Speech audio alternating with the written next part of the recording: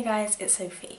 So first off, I want to say thank you to everyone who's commented on my previous two videos.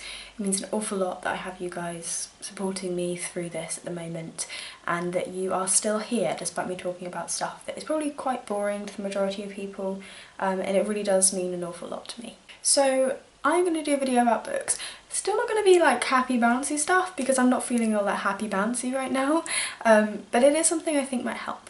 So I'm going to be talking about books you should read after a breakup. So I am the kind of person who gets drawn into that fluffy contemporary bit, and that's like the worst idea ever. You don't want to be reading like cute, sweet, like especially people meeting one another. That's death. So I'm going to give you some ideas for some stuff to read that might help other people in this situation, and stuff that I might use myself. So the first book I'd recommend is a Stephen King, any Stephen King. It doesn't have to be Pet Sematary, though it is really good.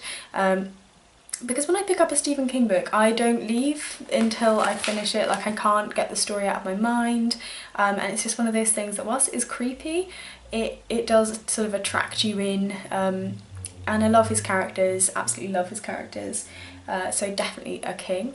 This book, Why We Broke Up by Daniel Handler, and art by Mara Kalman. It is a book all about the reasons why that person isn't the best person in the world in your mind anymore, and sort of convincing yourself of that afterwards. I actually really enjoyed this book, and it was quite a quick read, and I might read it again, but I'll be tempted to write letters, so maybe not. A completely unrelated book. Carl Sagan is wonderful because Carl Sagan is very good at making you look outside of yourself and to the wider world, and to just realising that people are important but still just animals. They're just creatures in this wide universe, and sometimes you just need to get out of yourself.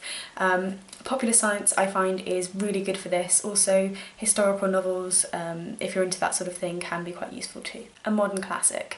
This is The Great Gatsby by F. Scott Fitzgerald. My copy is knackered because I loved it so much. And let's face it, you're never going to miss anyone like Gatsby misses Daisy.